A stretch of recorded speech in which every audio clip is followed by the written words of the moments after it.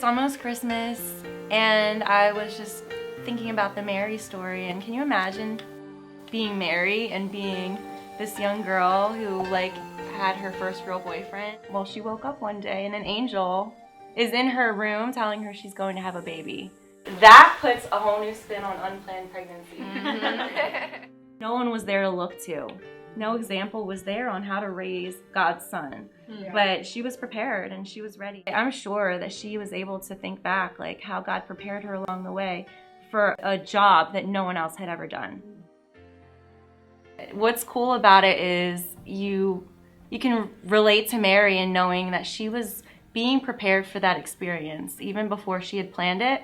My mother and my grandmother had a daycare in our home environment for 15 years. I didn't realize all that time I was just making notes in the back of my head with how to handle situations. That all comes back to me, and I know a lot more than I thought I knew.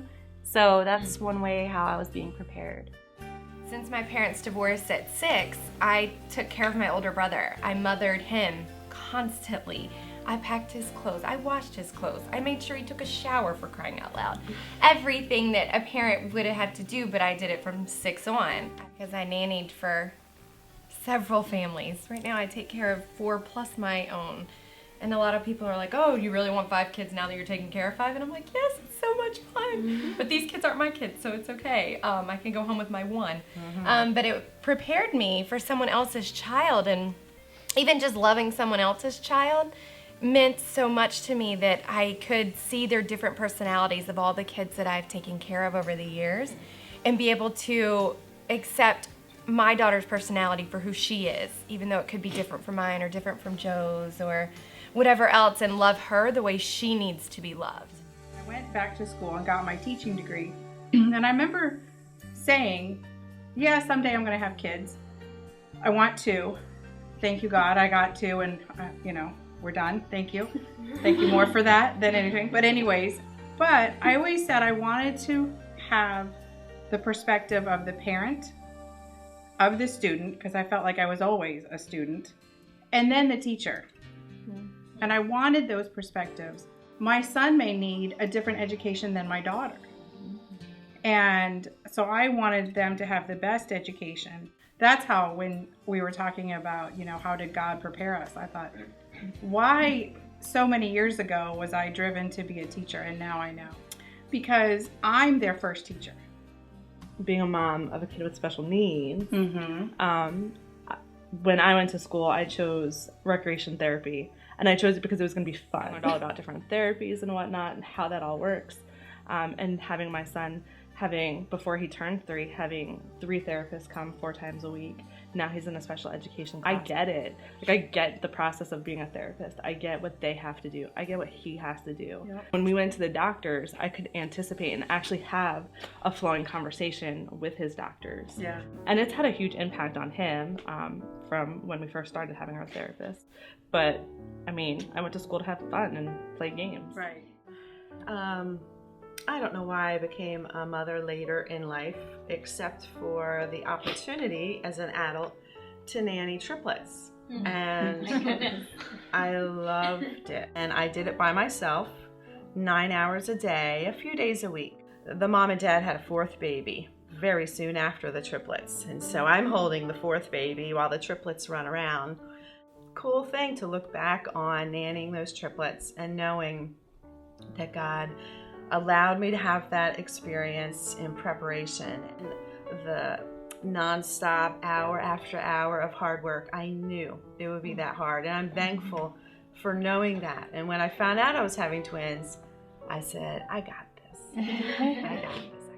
We started, we did the usual, wait 2 years and then start to have a baby. And it took us a long time to actually have, to get pregnant. And I was devastated every month when it was like, okay, I'm still not pregnant. I'm looking back, it was such a blessing to know that I had that extra year with my husband.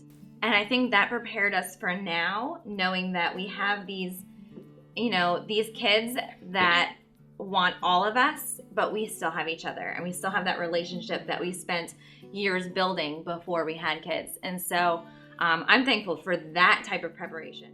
Thankfully, my parents weren't the type of parents that were like, you have to get a college education, like, no questions about it. They were like, you know, whatever you want to do.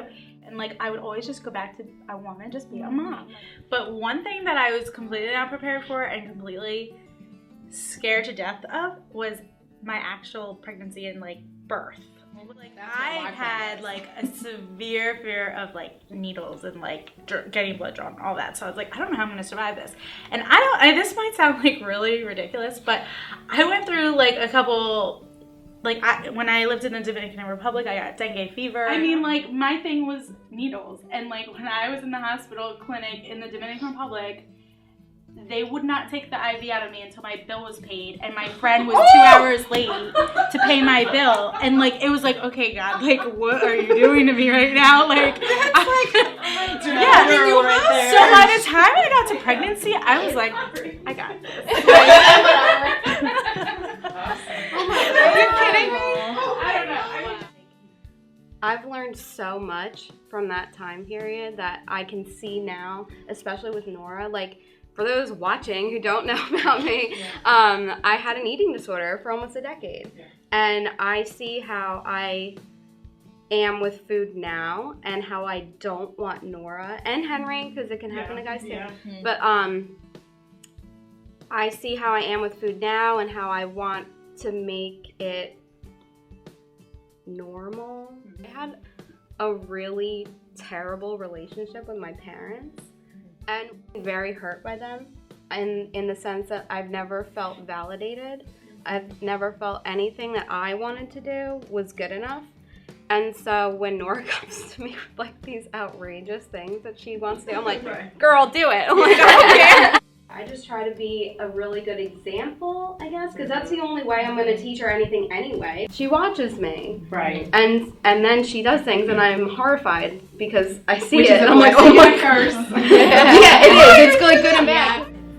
My mom is a single mom. I have an older sister and a younger brother, and my mom always wanted that boy, and the boy came, and you know, and I just always felt annoying to her. It's just always, you're too much, you're too much. And so in my mind, I started thinking I'm too much, like I'm too emotional. What's so funny is I wanted boys because I did not want my girls to hate me.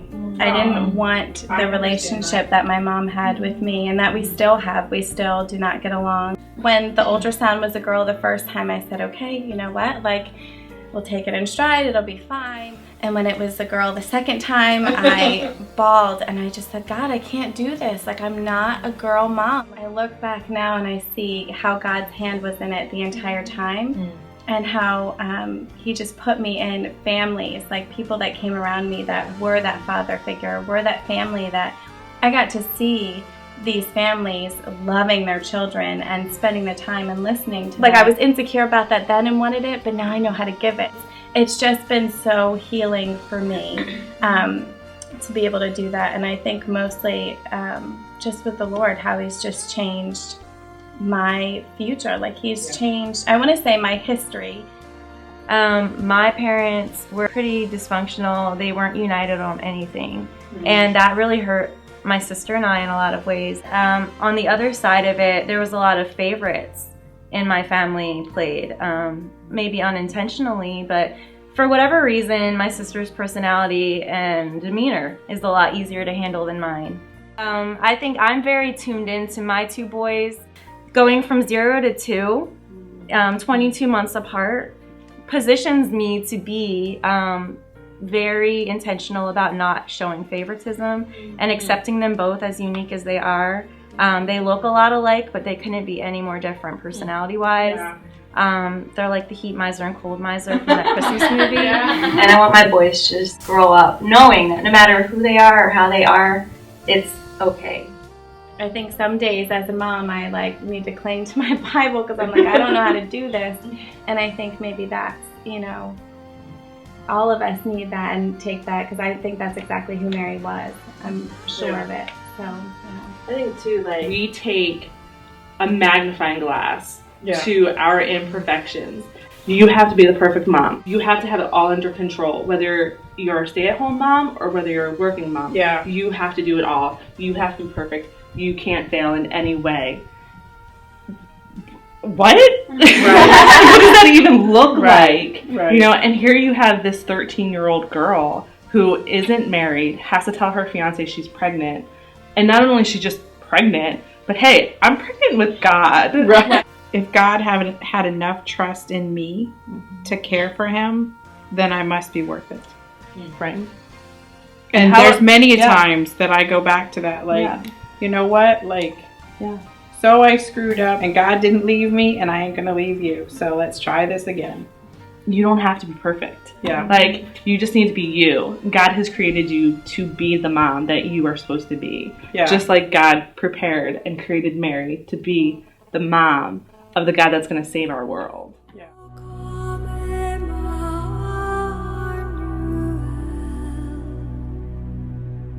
To free your captive Israel that mourns in lonely exile here until the Son of God appear.